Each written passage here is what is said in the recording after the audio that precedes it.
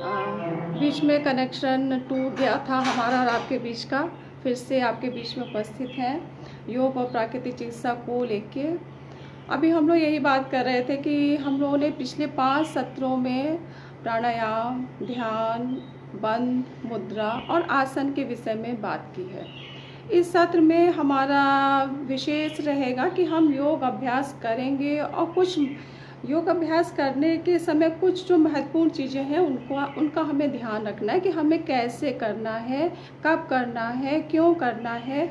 अपने शारीरिक और मानसिक स्थिति का ध्यान में रखते हुए हमें योग करना रहता है। योग के विषय में हम लोग पहले भी ये चर्चा कर चुके हैं। योग करना सिर्फ शारीरिक व्यायाम नहीं है, ये हमारा मानसिक, सामाजिक और आध्यात्मिक स्वास्थ्य को भी बेहतर करता है। तो योग जुड़ना है, अपने से जुड़ना है, परमेश्वर, परम सत्ता, परमात्मा से जुड़ना है, अपने समाज से जुड़ना है, अपने कुटुंब से जुड़ना योग है। तो योग को कैसे हम अपने आप को उस स्तर पे कैसे पहुंचाएंगे? तो सबसे पहले हम अपने शारीरिक स्वास्थ्य को बेहतर करेंगे। शारीरिक स्वास्थ्य को बेहतर करने के लिए हमें आसन करना होगा, ध्यान करना होगा, मानसिक के लिए भी प्राणायाम और ध्यान करना होगा। इस तरह से बहुत सारे हमारे आयाम हैं, स्टेप्स हैं, नियम हैं, जिनको हम करते करते धीरे धीरे अपने समग्र स्वास्थ्य को प्राप्त करते हैं। तो योग पूरी तरह से हमें संतुलित करने का कार्य करता है, ना कि केवल शारीरिक, ना कि मानसिक, ना कि सामाजिक, ना कि आध्यात्मिक। हम ये कह दें कि हम ध्यान लगा के बैठे हैं, हमारे पास आध्यात्मिक ऊर्जा आ रही है, हम बहुत ज़्यादा अपने में कुंडली जागृत कर रहे हैं, लेकिन ये अधूरा होगा। जब तक हम शरीर से स्वस्थ नहीं होंगे तो हम अपने किसी भी ज्ञान को एक स्थान से दूसरे स्थान तक नहीं पहुंचा पाएंगे। हमारी आपकी जो पहले सत्र में जो चर्चा हुई थी, उस चर्चा में यही था कि सबसे पहले तो हम लोगों ने जो ये कोविड-19 आ गया है, जो पूरे विश्व को एक तरह की महामारी ने ग्रसित कर लिया है, इस महामारी के विषय में हम लोगों ने चर्चा की थी।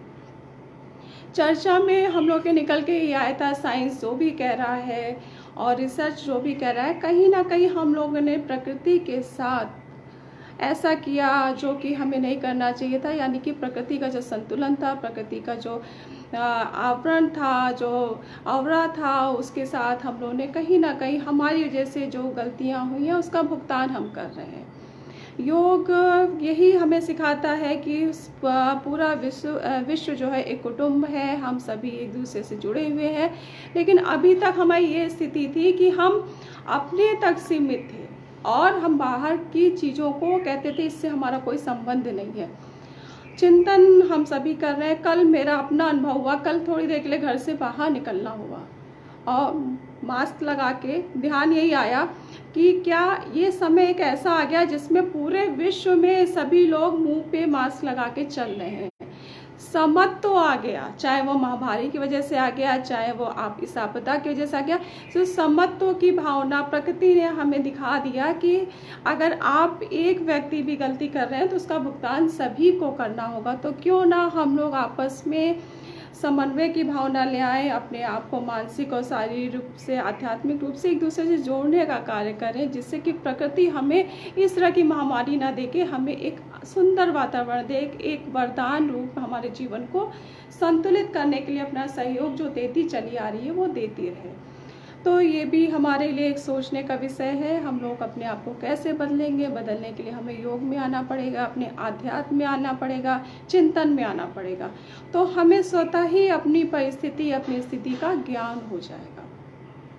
रिसर्च में ये भी निकल के सामने आया, जो ओवर क्राउडेड एरिया है, जहाँ की लोगों की संख्या बहुत ज़्यादा है, वहाँ पे ये महामारी बहुत तेज़ी से फैल रही है। क्यों? क्योंकि इस महामारी में व्यक्ति से व्यक्ति का ट्रांसमिशन, संक्रमण का ट्रांसमिशन हो रहा है। बीच में बहुत सारे वेक्टर जो भी हो, लेकिन जब एक इन्फेक्टेड पर्सन दूसरे इन्फेक्टेड पर्सन के नज़दीक आ रहा है तो बहुत आसानी से ये जो है इन्फेक्शन ट्रांसमिट हो रहा है। यानी कि जहाँ पे लोगों की संख्या ज़्यादा है वहाँ पे इसका ज़्यादा बढ़ने का खतरा है। हमारा जो योग है, हम लोग का जो सनातन धर्म है, हमारा जो योग है वो यम नियम बता रहा होता है। उसमें हमारी स्थान शुद्धि, शारीरिक शुद्धि, मानसिक शुद्धि होती है। तो अगर हम इन चीज़ों के प्रति फिर से आ जाएं तो शायद, चूँकि अब जनसंख्या बढ़ चुकी है, प्रकृति अपने हिसाब से देखिए संतुलन करने लगी है, लेकिन उसके संतुलन में कहीं ना कहीं संघार हो रहा है, क्योंकि प्रकृति की एक क्षमता है, एक सीमा है, उससे अधिक जब चीज़ें हो रही हैं तो उसको हटाना पड़ रहा है, वो चाहे जिस तरह से भी हो रहा है। अगर हम इसको करते हैं, हम अपने आप को खुद संतुलित करते हैं, तो हमें यम और नियम का अगर पालन करते हैं तो काफ़ी हद तक हम इस महामारी को रोक पाएंगे, क्योंकि शुद्धि का बहुत महत्व है।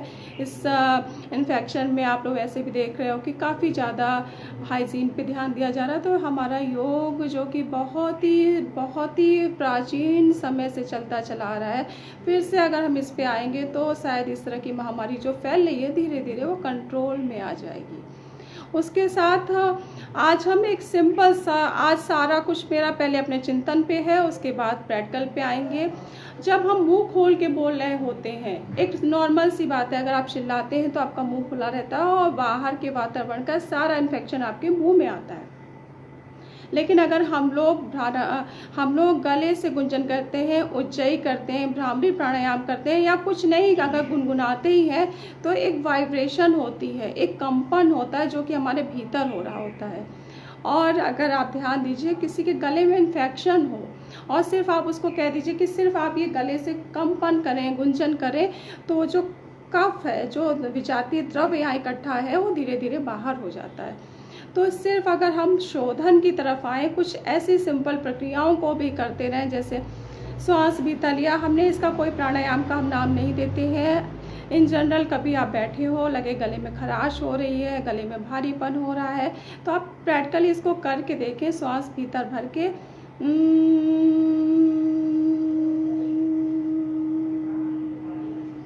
तो ये जो गुंजन होता है, जो वाइब्रेशन होता है, उस जगह पे एक बहुत हल्का हल्का मूवमेंट तैयार करता है। जो मूवमेंट हमारे अंदर कोई इन्फेक्शन होता है, कोई मल होता है, तो उस जगह से ढीला होके बाहर निकलता है। ये एक नॉर्मल तरीके से हम कह सकते हैं कि आप मानो कि कोई चीज़ आपकी स्किन पे कोई गंदगी लग गई है, तो आप उसको रगड़ के हटाने की कोशिश करते हो। गले में तो हम ऐसा नहीं कर सकते हैं, तो अगर हम सिर्फ इस तरह से वाइब्रेट करते हैं तो वाइब्रेशन के थ्रू वो चीज़ बाहर हो जाती है।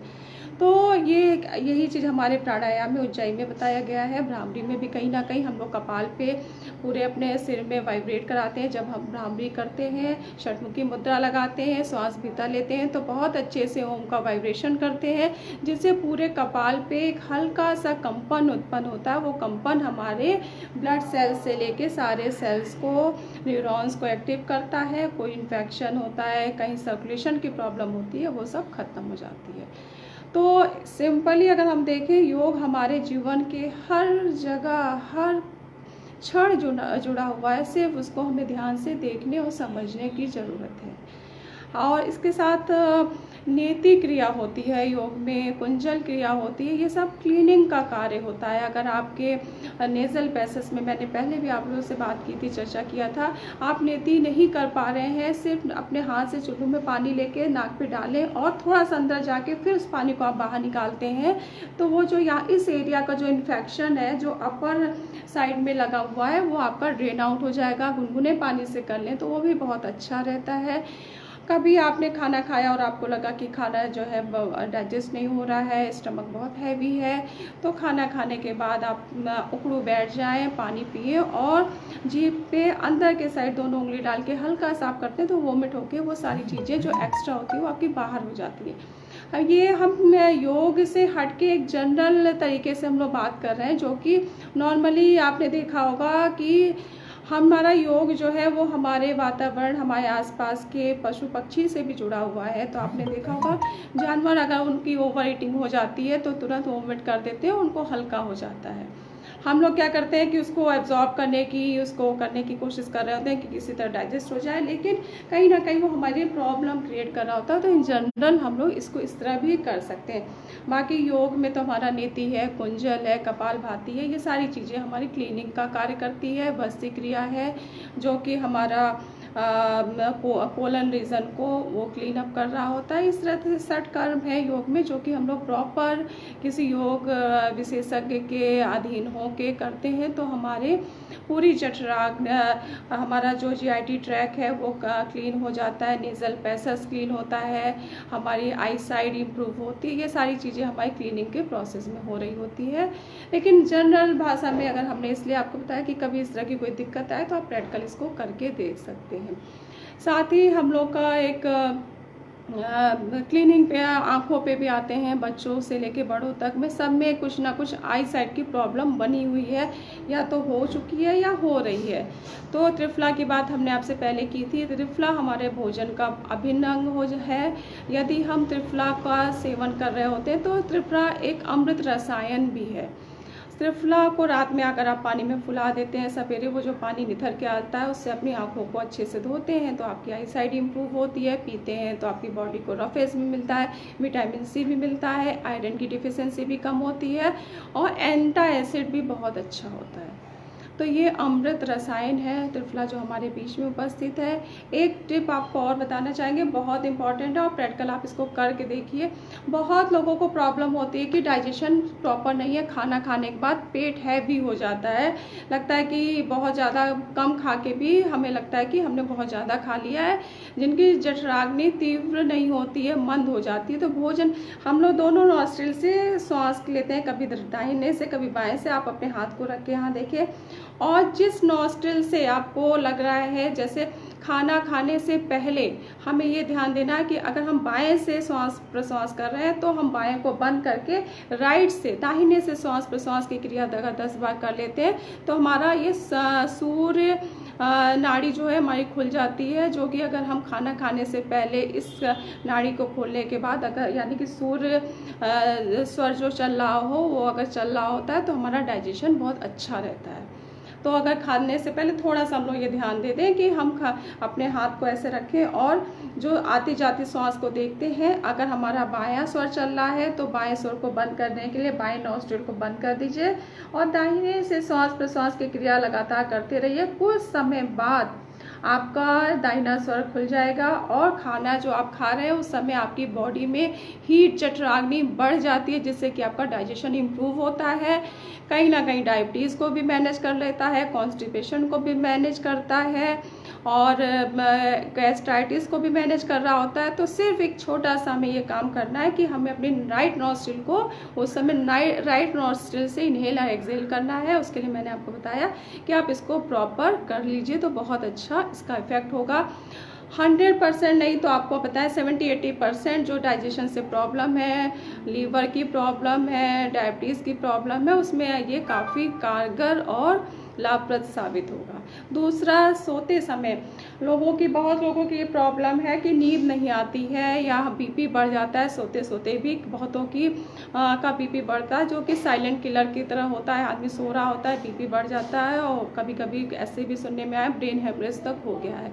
तो उस समय हमें ये ध्यान देना है, सोते समय हमारा बायां स्वर चल रहा हो, यानी कि लेफ्ट साइड से इनहेल एक्सहेल करना है। उस समय फिर से हम थोड़ी देर विश्राम में बैठेंगे, श्वास की गति पे ध्यान केंद्रित करेंगे और अपने स्वर को देखेंगे। अगर हमारा दाहिना स्वर चल रहा है तो दाहिने को बंद कर लेंगे और बाएं से जब हम करेंगे लगातार 10 से 15 बार तो हमारा बायां स्वर चलने लगता है, जिससे कि हमें बहुत ज़्यादा मानसिक शांति मिलती है, अनिद्रा की प्रॉब्लम समाप्त हो जाती है, हाई बीपी की समस्या है तो वो भी मैनेज हो जाता है और नींद अगर अच्छी होगी तो हमारा होल बॉडी सिस्टम का मैकेनिज़्म बहुत अच्छा काम करेगा, तो काफ़ी हद तक बीमारियां वहीं ख़त्म हो जाती हैं। हम लोग अगर छोटी छोटी चीज़ों को करते रहें तो हमें लगता है कि शायद ये जो बहुत बड़ी बड़ी समस्याएं जो लोगों को आ रही हैं वो धीरे धीरे ख़त्म हो जाएंगी।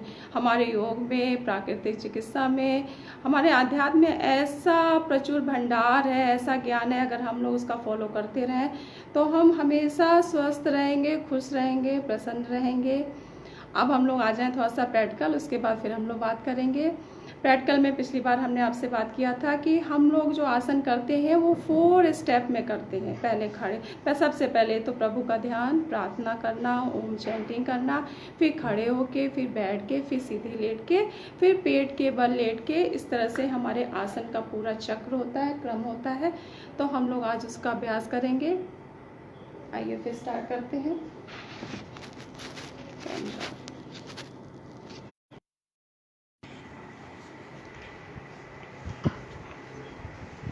अपने स्थान पे बैठ जाएंगे। पद्मासन में बैठेंगे आराम से। पद्मासन में बैठने के बाद पद्मासन लगाना है, अर्ध पद्मासन या पूर्ण पद्मासन।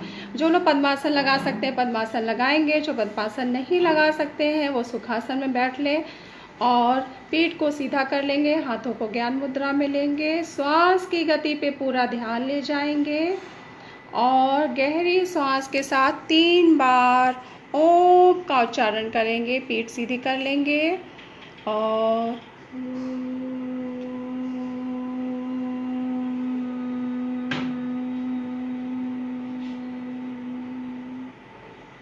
श्वास भीतर,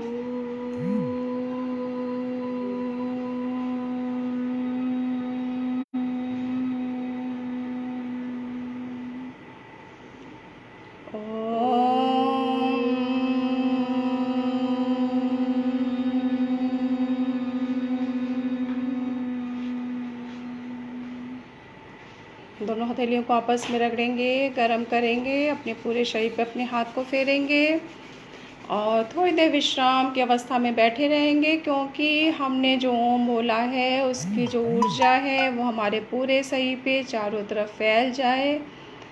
और उसके साथ अब हम योग करने से पहले गुरु का ध्यान, गुरु मंत्र करेंगे। दोनों हाथों को नमस्कार के मुद्रा में लेंगे और अपना हाथ वक्षस्थल के नज़दीक रखते हुए गुरु मंत्र, गुरुर्ब्रह्मा गुरुर्विष्णु गुरुदेवो महेश्वरा गुरु साक्षात् परब्रह्म तस्मै श्री गुरुवे नमः, तस्मै श्री गुरुवे नमः। फिर आप अगर कोई भी मंत्र करना चाहें आप मंत्र कर सकते हैं। हम लोग यहाँ गायत्री मंत्र का एक बार अच्छे से उच्चारण करेंगे, उसके बाद अभ्यास क्रम स्टार्ट करेंगे। पीठ सीधी कर लिया है, ध्यान पूरा अपने श्वास की गति पे और गायत्री मंत्र का बहुत अच्छे से उच्चारण करेंगे। ध्यान हमारा आज्ञा चक्र पे रहेगा। सूरज का तेज हमारे मस्तक पे उपस्थित है, साथ में हमें गायत्री मंत्र करना है। अगर आप प्रातः काल कर रहे हो तो सूरज की तरफ मुख करके करें तो बहुत अच्छा है। गायत्री मंत्र बोलेंगे, ओम भूर्भुवः स्वाहा तत्सवितुर्वरेण्यं भर्गो देवस्य धीमहि धियो यो नः प्रचोदयात्। ॐ भूर्भुवः स्वाहा तत्सवितुर्वरेण्यं भर्गो देवस्य धीमहि धियो यो नः प्रचोदयात्, धियो यो नः प्रचोदयात्। दोनों हथेलियों को आपस में स्पर्श करेंगे, गरम करेंगे, अपनी आँख पे, अपने पूरे शरीर पे हाथ को फेरेंगे और मंत्र के द्वारा जो ऊर्जा का संचार हुआ है विश्राम की अवस्था में बैठ के अपने भीतर आत्मसात होने देंगे। मंत्र के द्वारा हमने अपने चारों तरफ के वातावरण को शुद्ध कर लिया है। मानसिक शारीरिक रूप से विश्राम की अवस्था में शांत हो चुके हैं। अब हम वापस आएंगे अभ्यास क्रम के लिए। अपने स्थान पे सीधे खड़े हो जाएंगे और ताड़ासन हमें करना है। सीधे खड़े हो जाएंगे, दोनों हाथ को आप आगे लाएंगे, हथेलियों को, उंगलियों को आपस में मिलाएंगे। श्वास भरते हुए धीरे धीरे पंजे पे आते जाएंगे, एड़ी हमारी ऊपर होगी। कुछ सेकंड के लिए इस स्थिति में रुकेंगे और फिर धीरे धीरे दोनों हाथों को आगे लाएंगे आगे लाते हुए धीरे धीरे एड़ी को ज़मीन पे रखेंगे और हाथ को साइड में कर लेंगे। ये हमारा ताड़ासन है। इसको आप 2 से 3 बार मैक्सिमम 5 टाइम्स कर सकते हैं। ये सभी के लिए बहुत अच्छा है। सारी हमारी मसल्स इससे स्ट्रेच होती हैं, शरीर को रिलैक्सेशन मिलता है और कहीं ना कहीं मेंटल पीस भी हमें देता है।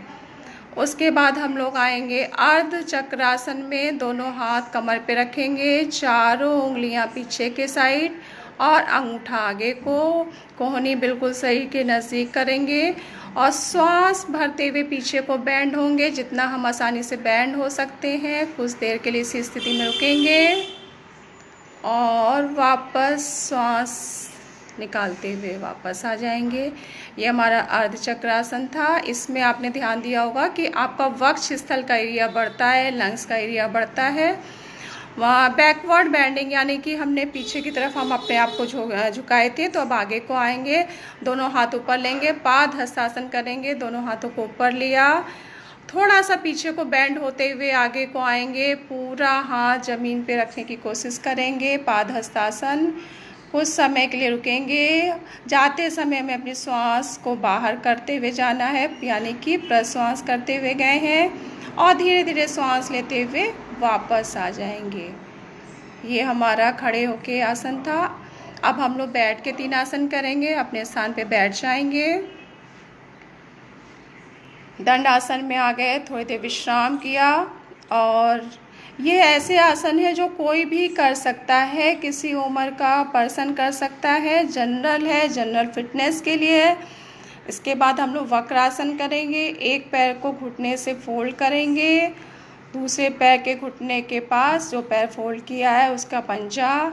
और 1 सेकंड बेटा, फिर से हाथ वैसे ले जाइए। हाँ, फिर अब श्वास लेते हुए जो पैर फोल्ड है वाले हाथ को पीछे रखेंगे। श्वास लेते हुए हाथ को ऊपर लीजिए और पीछे को रख दीजिए वाला हाथ। हाँ, नहीं, उस पीछे जाइए। हाँ, और श्वास निकालते हुए इस हाथ को लिया है और पीछे को देखेंगे।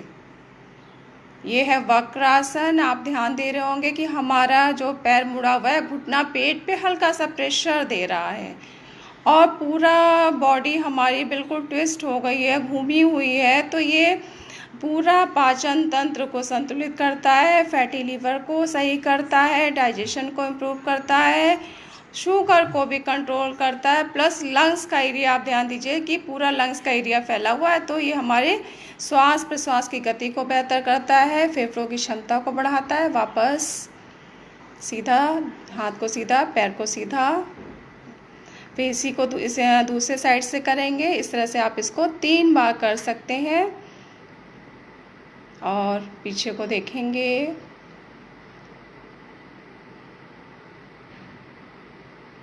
वापस कुछ सेकंड, जितनी देर आप आसानी से रुक सकते हो इसमें रुकना होगा और फिर विश्राम करेंगे। इसको भी आप 3 से 5 बार कर सकते हैं। आसन का मतलब नंबर से नहीं होता है, आसन का मतलब होता है कि कितनी देर तक किसी आसन में आप सहजतापूर्वक रुक सकते हैं। जिस आसन में हम जिस समय रुके होते हैं उसी अनुसार हमारे शरीर का संतुलन हो रहा होता है, हमारी व्याधियाँ सही हो रही होती हैं, हमारे हार्मोन्स भी सही हो रहे होते हैं। ये था वक्रासन। वक्रासन के बाद हम लोग की प्रॉब्लम भी देखिए, बेसिकली 3 मेन होती है। एक तो डाइजेशन की होती है, दूसरी लंग्स की होती है और तीसरा एक्सक्रीशन और किडनी की प्रॉब्लम होती है। तो हम लोग उन आसनों को अगर ज़्यादा से ज़्यादा करते हैं जो कि हमारी बॉडी के विजातीय तत्वों को बाहर करने के अंग हैं, तो हम स्वस्थ रहते हैं। इसके बाद हम लोग आएंगे गौमुख आसन। गौमुख आसन लंग्स के लिए बहुत अच्छा है। एक पैर को फोल्ड करेंगे, दूसरे साइड में रखेंगे और पहले पैर को फोल्ड करके दूसरे साइड में, घुटने के ऊपर घुटना, पीठ बिल्कुल सीधी और जो पैर आपका फोल्ड है वही वाले हाथ को ऊपर उठाएंगे, पीठ पे अपनी रखेंगे और पीछे दूसरे हाथ को पीछे से दोनों हाथों को आपस में टच कराएंगे। आपको फिर से पीछे का भी दिखाते हैं। इसमें हम लोग को इन चीज़ों का बहुत ध्यान देना होता है।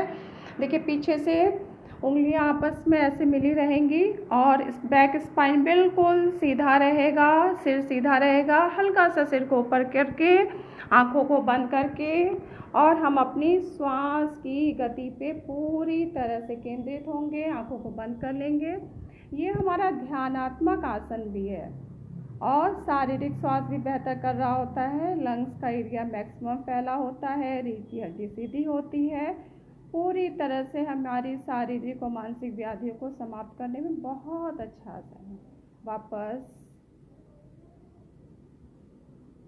पैरों को सीधा खोल के फिर जो पैर हमारा ऊपर था उसको नीचे कर लेंगे, जो नीचे था उसको ऊपर कर लेंगे। दोनों साइड से हमें करना होता है इसमें भी। और इसमें इस आसन में हमें देखिए, जब हम पोजीशन में आ जाते हैं तो श्वास प्रश्वास की क्रिया को बहुत अच्छे से करेंगे। जरा हल्का सा ऊपर कर लेंगे और पूरी तरह से श्वास की गति पे हम केंद्रित हैं। सहजता पूर्वक श्वास ले रहे हैं और निकाल रहे हैं। जितनी देर हम आसानी से बैठ सकते हैं उतनी देर बैठेंगे।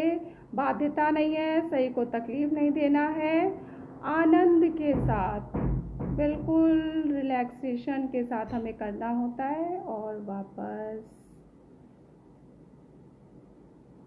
ये था हमारा गौमुख आसन। इसको भी आप 2 से 3 बार कर सकते हैं। लंग्स के लिए बहुत अच्छा है, बैक स्पाइन के लिए बहुत अच्छा है, सर्वाइकल के लिए बहुत अच्छा है और एंजाइटी को भी हमारे बहुत अच्छे से कम करता है।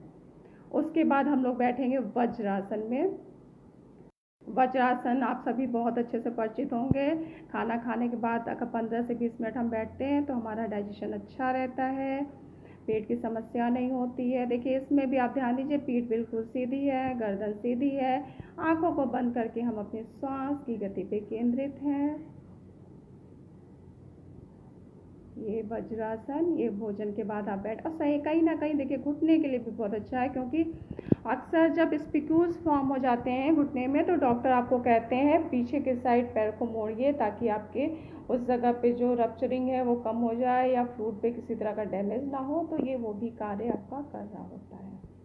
वापस आएंगे, सीधे पैरों को दंडासन में ले लेंगे, आराम से बैठ जाएंगे, थोड़ा सा विश्राम करेंगे। आसन, हर आसन के बाद अपने को 5 से 10 सेकंड के लिए विश्राम जरूर देंगे। कभी कभी होता है हमारी शारीरिक स्थिति थकान वाली होती है या मानसिक स्थिति थकान की होती है, तो हमें विश्राम जरूर लेना होता है।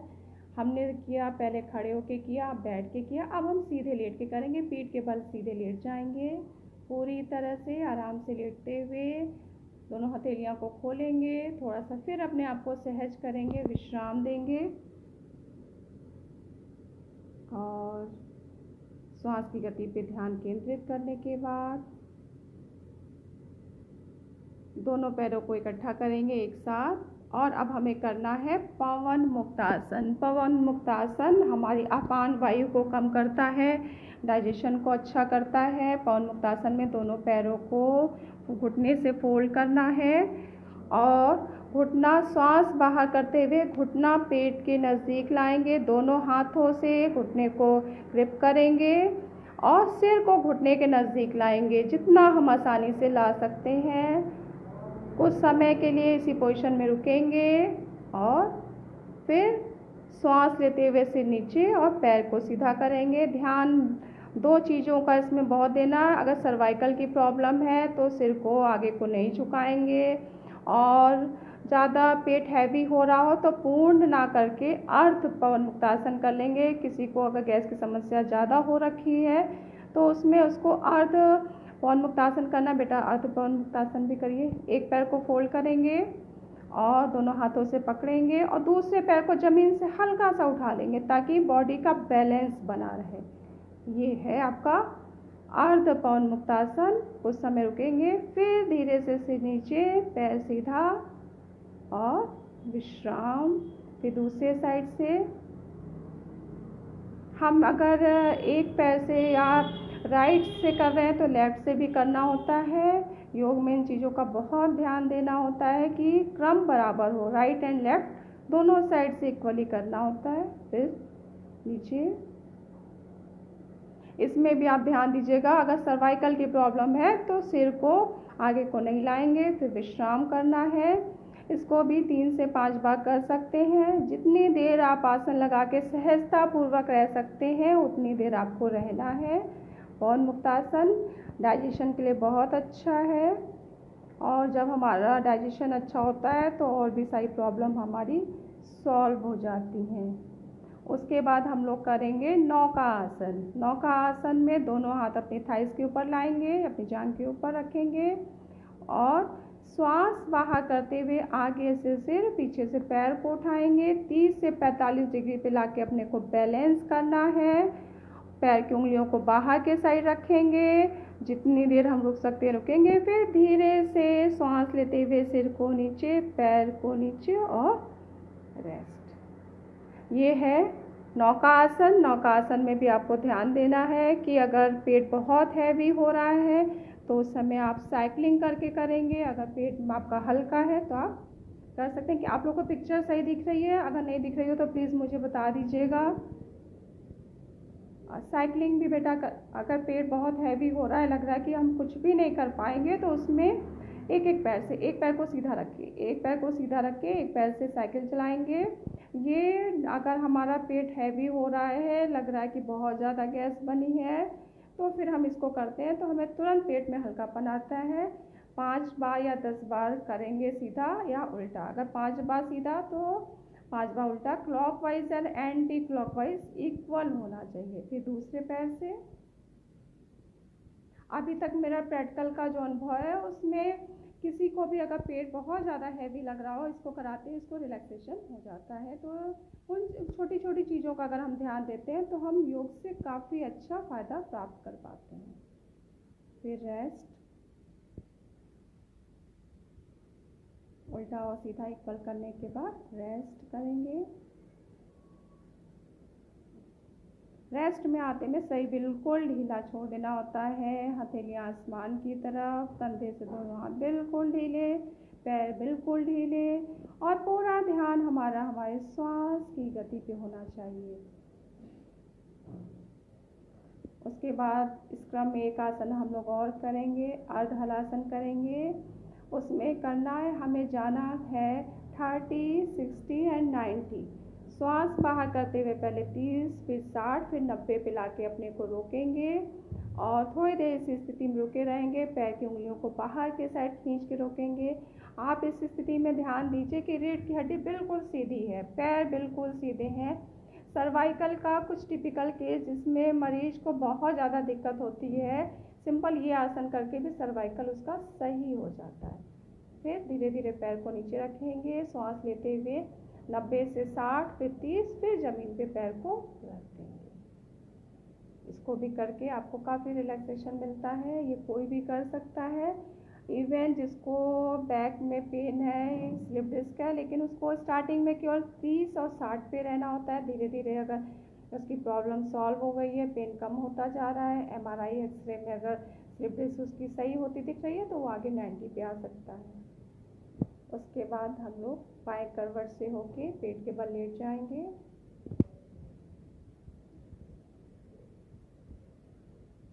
हथेली पे हथेली रखेंगे। मकर आसन में थोड़ा सा रेस्ट करेंगे। दोनों पैरों में अच्छे से गैप कर देंगे, एड़ियाँ अंदर। पसंद करने के लिए दोनों हाथ को अपनी थाइस के नीचे ले जाएंगे। दोनों हाथ को थाइस के नीचे ले जाएंगे। आज कनेक्ट नहीं हो रहा, बीच बीच में प्रॉब्लम हो रही है, सॉरी, बट हम लोग को उसी में मैनेज करना पड़ेगा। और अब हम लोग करेंगे शलभ आसन। शलभ आसन में भी हमें ध्यान देना है, जिसके बैक में पेन है, कमर में दर्द है, वो एक एक पैर से करेगा। और जिसको कोई प्रॉब्लम नहीं है वो दोनों पैरों से एक साथ कर सकता है। बेटा आप पहले दोनों से एक साथ करिएगा। ठुड्डी को सामने लगाएंगे, सामने देखेंगे, श्वास भर के दोनों पैरों को एक साथ उठाएंगे। ये नॉर्मल पर्सन के लिए है, जिसको कोई भी प्रॉब्लम नहीं है। 30 डिग्री तक ला के रोकना है। फिर श्वास छोड़ते हुए धीरे धीरे पैरों को हमें नीचे रखना है। इसको भी आप 3 से 5 बार कर सकते हैं। हाँ, जिसके बैक में प्रॉब्लम है वो एक एक पैर से करेगा। अनीता आप एक एक पैर से करिएगा। थोड़ी देर रोकेंगे। देखिए इसमें जो पैर आपका उठ रहा है, पूरा नाभि से लेके पूरा पेल्विक रीजन पे खिंचाव आ रहा है। यानी कि आप कह सकते हैं मणिपूरक चक्र से लेके मूलाधार चक्र तक खिंचाव आ रहा है, जो कि हमारे उत्सर्जन तंत्र को, किडनी को बहुत अच्छे से टोन अप कर रहा होता है। फिर पैर को नीचे रखेंगे, फिर दूसरे साइड से। इस तरह से बहुत आराम से आसनों को करेंगे। जितना हम सहजता से करते हैं हमें उतना ही फायदा होता है। फिर वापस। इस तरह से इसको भी आप 3 से 5 बार कर सकते हैं। फिर मकर आसन में विश्राम।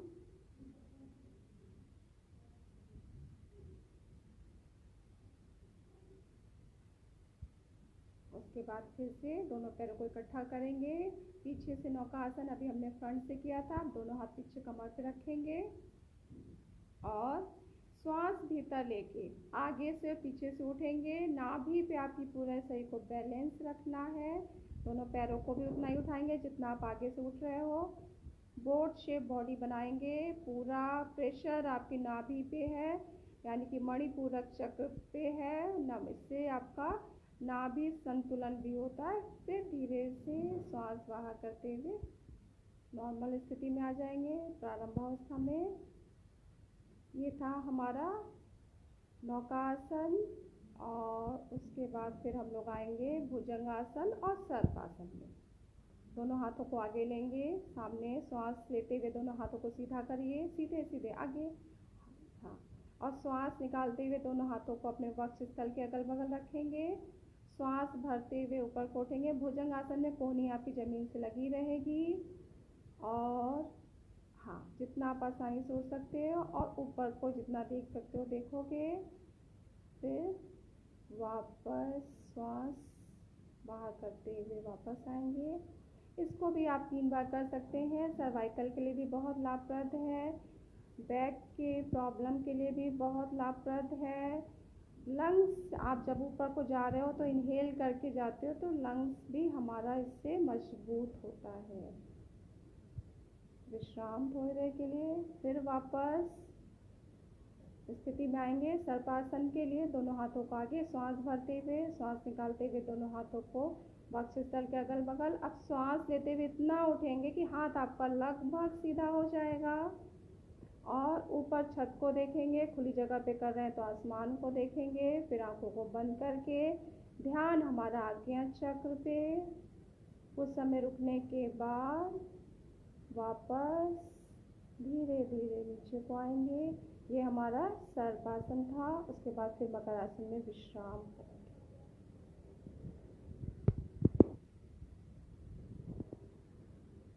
और सीधे होके थोड़ी देर सीधे हो जाएंगे। छोटा सा मेडिटेशन भी आज आप लोग करा देते हैं। पहले बेटा आसन में आइए, सीधे हो जाइए विश्राम की अवस्था में। छोटा सा मेडिटेशन भी आज इसी के साथ हम लोग कर लेते हैं। दोनों पैरों में गैप कर लेंगे। शरीर को बिल्कुल ढीला छोड़ देंगे। दोनों हथेलियां आसमान की तरफ, पैर बिल्कुल ढीले, गर्दन बिल्कुल ढीली। आंखों को बंद किए हुए हैं। चेहरे पे कहीं कोई तनाव नहीं। पूरी तरह से हम विश्राम की अवस्था में हैं। और अब अपना ध्यान हम अपने नाभि पे ले जाएंगे। श्वास ले रहे हैं, नाभि हमारी थोड़ी सी बाहर को, श्वास बाहर कर रहे हैं, नाभि हमारी थोड़ी सी भीतर को जा रही है। पूरा ध्यान हमारा हमारे श्वास प्रश्वास के क्रम पे केंद्रित है। शरीर हमारा शिथिल है और बंद आँखों से हम अपने श्वास प्रश्वास के क्रम को देखने का कार्य कर रहे हैं। धीरे धीरे श्वास प्रश्वास की गति गहरी हो चुकी है। शरीर बिल्कुल शिथिल है, कहीं कोई तनाव नहीं, कहीं कोई गति नहीं है। अब अपने मन पे आएंगे। बहुत अच्छे से अपने विचारों को देखना है। बाह्य जगत से अपने मन को हटाना है और अपने भीतर ले जाना है। अपने अंतःकरण को देखना है, अपने मन को देखना है, अपने मन को सुनना है। सिर्फ और सिर्फ हम अपने विचारों को देखेंगे और अपने विचारों को सुनेंगे। जैसे ही हम अपने विचारों पे केंद्रित होते हैं, हमारे नेत्रों के आगे हमारे विचार एक दृश्य की तरह, नाटक की तरह आने और जाने लगते हैं। बंद आँखों से हम उन्हीं विचारों को देखने का कार्य कर रहे हैं। शरीर शिथिल है, श्वास की गति गहरी हो चुकी है। पूरा ध्यान हमारे मन पे केंद्रित है। धीरे धीरे हमारे विचारों का क्रम भी छोटा होता जा रहा है। हम मानसिक रूप से भी विश्राम की अवस्था में हैं। अब अपना ध्यान अपने आज्ञा चक्र पे ले जाएंगे। हमारा आज्ञा चक्र हमारे दोनों भवों के मध्य में उपस्थित है और हमारे आज्ञा चक्र पे सूरज की ऊर्जा, प्रकाश ऊर्जा पड़ रही है। वो प्रकाश ऊर्जा हमारे आज्ञा चक्र से होते हुए हमारे पूरे शरीर में फैल रही है।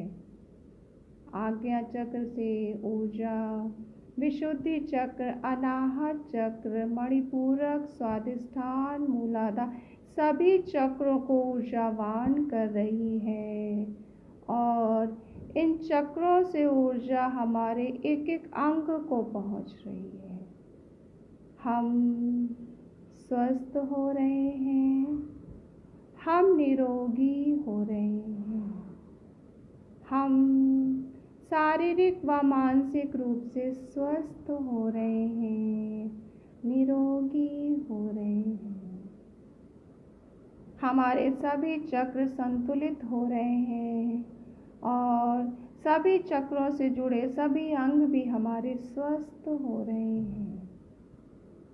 हम स्वस्थ हो चुके हैं, हम निरोगी हो चुके हैं। हमारे आज्ञा चक्र से जो ऊर्जा का संचार हो रहा था, धीरे धीरे वापस आज्ञा चक्र पे आके शांत हो चुका है, विलुप्त हो चुका है। हम पूरी तरह से स्वस्थ हो चुके हैं और हमारे आज्ञा चक्र में जो सूरज की किरणें थी, जो प्रकाश ऊर्जा थी, वो ब्रह्मांड में विलुप्त हो चुकी है। परमात्मा को, परमेश्वर को इस ऊर्जा के लिए धन्यवाद देते हुए गहरी सांस के साथ 3 बार ओम बोलेंगे। ओम।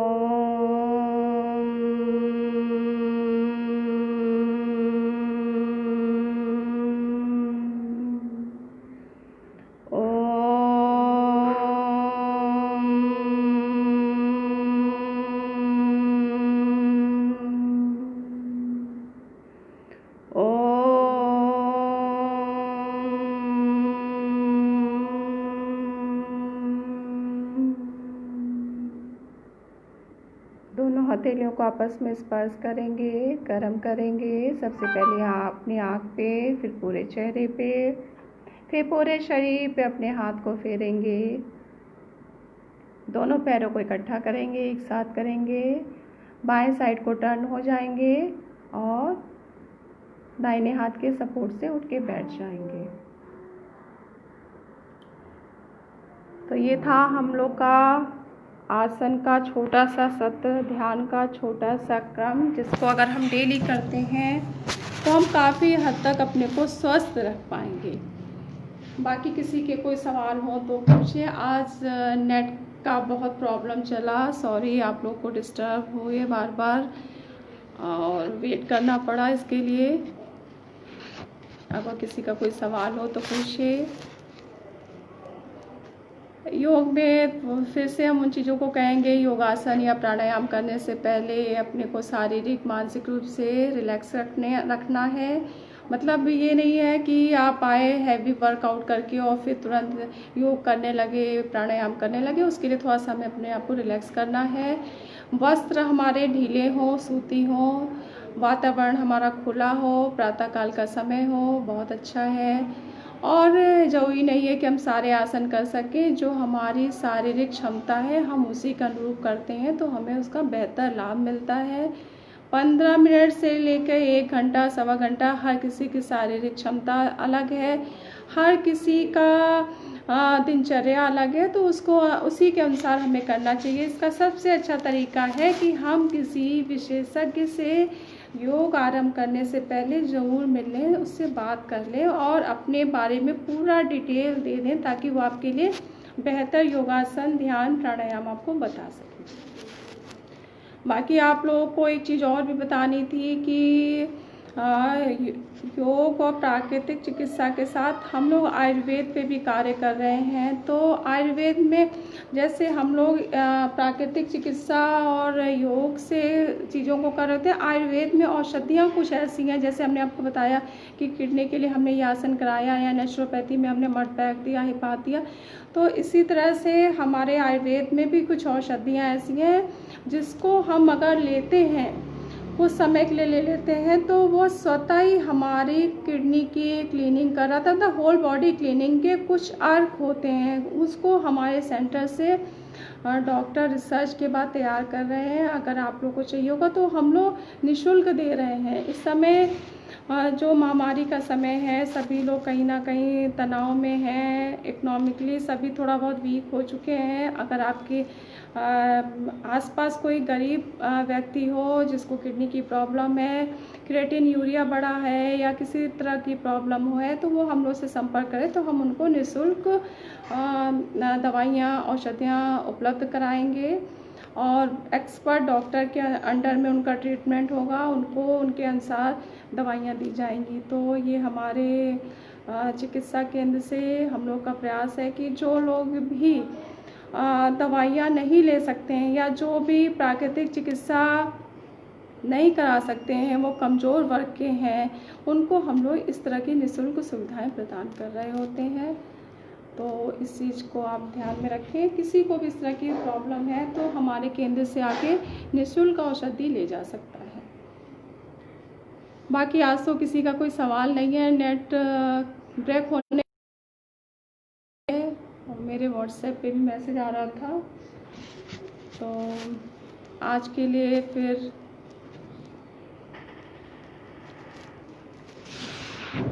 अगले सत्र में फिर मिलते हैं आपसे। आपके सुझाव की इच्छा है, अगर कोई सुझाव हो आपका तो आप इसमें ज़रूर हमें दें, और क्या आप इस बार इसमें और क्या चीज़ आप जानना चाहते हैं वो भी हमें बताएं। किसी बीमारी विशेष के लिए अगर आपको आसन, प्राणायाम, योग, मुद्रा बंद जाननी है, तो उसके लिए भी अगर आप चाहेंगे तो उसकी भी सुविधा हम आपको उपलब्ध कराएंगे। अगले सत्र फिर मिलेंगे। आप सभी को नमस्कार, प्रणाम, धन्यवाद।